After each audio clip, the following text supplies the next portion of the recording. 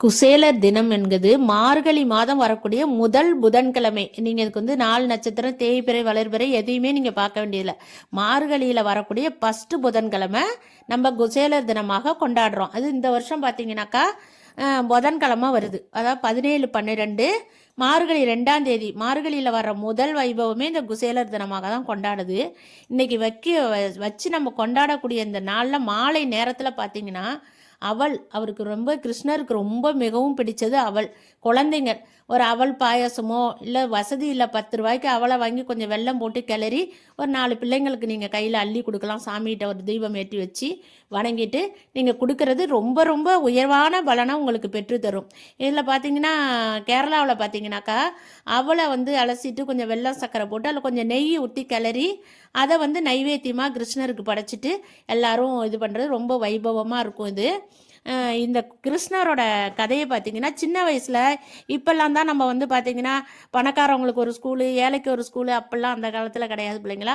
ராஜா வீட்டு பிள்ளையும் அங்கே தான் படிக்கும், ஏழை வந்து பிராமண வீட்டு குழந்தையும் அங்கே தான் இருக்கும். அப்படி பிராமண குழந்தை தான் இந்த குசேலர்.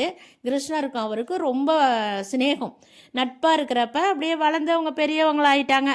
ஆயிட்ட காலத்தில் கல்யாணம் ஆகி இவர் தனியாக ஆட்சி புரிஞ்சிட்ருக்காரு. அவங்க வந்து பார்த்திங்கன்னா குசேலர் ரொம்ப வறுமையில் நிறைய குழந்தைங்க 21 குழந்தைகள் அப்படிங்கிறது சொல்லியிருக்காங்க. அப்படி அத்தனை குழந்தைங்களோட ஏழ்மையில் ரொம்ப கஷ்டப்பட்டுட்டு இருக்காரு. அப்போ வந்து அவரோட மனைவி சொல்கிறாங்க, உங்கள் நண்பர் வந்து நல்லா அரசாண்டுக்கிட்டு இருக்கக்குள்ள நம்ம இவ்வளோ வறுமையில் கஷ்டப்பட்டுக்கிட்டு இருக்குமே, ஒரு வார்த்தை அவர்கிட்ட போய் நீங்கள் உதவின்னு கேட்டால் என்ன அப்படின்னு சொல்லக்குள்ள இவர் ரொம்ப தயங்குறார். நம்ம ஃப்ரெண்டுகிட்ட போய் உதவி கேட்கக்கூடாதே அப்படின்னு சொல்லிட்டு. இருந்தாலும் மனைவியோட வற்புறுத்தலுக்காக சரி நான் போய் கேட்டுட்டு வரேம்மா அப்படின்னு சொல்லி கிளம்புறாரு. அப்படி கிளம்பி போகிறப்ப வந்து எப்படி நண்பரை பார்க்க வெறுங்கையோட போகிறது, என்ன செய்யலான்னு பார்த்தா வீட்டில் கொஞ்சோண்டு அவள் அதை ஒரு வீட்டில் இருக்க கந்தல் துணியில் இடுப்பில் கட்டி எடுத்துக்கிட்டு போகிறாரு. போகலையே அவருக்கு அரசருக்கு தெரிஞ்சிடுச்சு நம்ம ஃப்ரெண்டு வராரு அப்படின்னு சொல்லக்குள்ள நல்ல வரவேற்பு கொடுத்து அவரை அழைச்சிட்டு போகிறாங்க. அழைச்சிட்டு போய் அவருக்கு பாத பூஜையெல்லாம் பண்ணி நல்ல சிம்மாசனத்தில் உட்கார வச்சு ரொம்ப உபசரிக்கிறார். ஃப்ரெண்டை உபசரிக்கக்குள்ள இவருக்கு வந்து தான் கொண்டாந்த அவளை வந்து கையை வச்சு மறைச்சிக்கிறார். ஆகா, இவ்வளோ ஒரு பெரிய அரண்மனையில் இருக்கார் நம்ம நண்பர், இவருக்கு போய் இந்த அவளை கொடுக்கறதாவது அப்படின்னு சொல்லிட்டு மறைச்சி வச்சுக்கிறார். அதை கிருஷ்ணர் கவனிச்சிடுறாரு.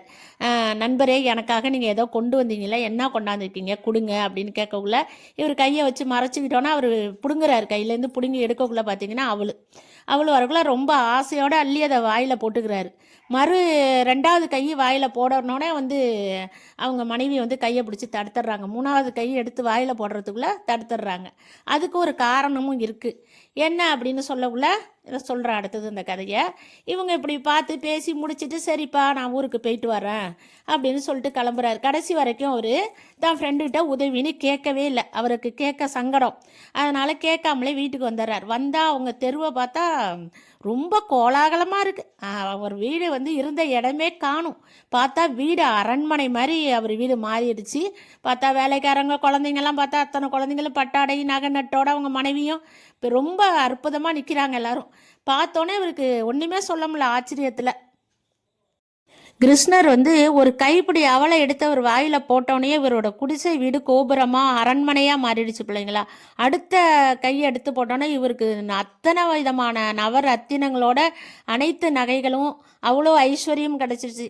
3வது கையை அவர் எடுக்கிறதுக்குள்ளே அதனால தான் அந்த அம்மா தடுத்துட்டாங்க. எங்கே அதுக்கப்புறம் இருக்கிறது எல்லாத்தையும் கொடுத்துருவாரோ அப்படிங்கிறதுக்காக அப்படின்னு இவர் விளையாட்டுக்கு சொல்லுவாங்க.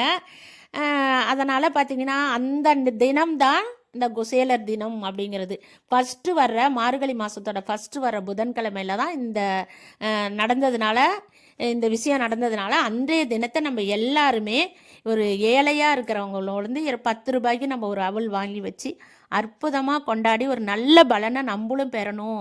கிருஷ்ணர் வந்து குசேலருக்கு அருள்னன் பிறகு நமக்கும் அருள்வார் என்பது ஒரு ஐதீகம் இல்லைங்களா. அவசியம் அனைவரும் பயன்படுத்திங்க. இதுதான் வந்து குசேலரோட கதை. இது இன்னும் பெரிய கதையாக நம்ம சொல்லலாம். நான் உங்களுக்கு சுருக்கமாக இந்த கதையை நீங்கள் புரிஞ்சுக்கிற வண்ணம் சொல்லியிருக்கிறேன். இதில் ஏதாவது சந்தேகம் இருந்தாலும் அவசியம் கேளுங்க. அற்புதமான ஒரு நாளை நீங்கள் யாரும் தவற விட வேண்டாம். மார்கழி மாதம் எல்லாரும் அதிகாலை எழுந்து விளக்கேற்றி வழிபடுவீங்க. இது ரொம்ப அற்புதமான நாள். மார்கழியோட சிறப்புகளையும் அந்த மார்கழி மாதம் நம்ம செய்யக்கூடியது நம்ம அடுத்தடுத்த வீடியோவில் அவசியம் பார்ப்போம். இந்த மார்கழியில் 48 நாள் விரதம் இருந்து பாவை நோன்புன்னு சொல்கிறது, நான் என்னென்ன பலன்கள்லாம் அடைஞ்சேன் அப்படிங்கிறத பற்றி நான் உங்களுக்கு ஒரு வீடியோ தர்றேன். நன்றி. நான் உங்கள் சக்தி உமா.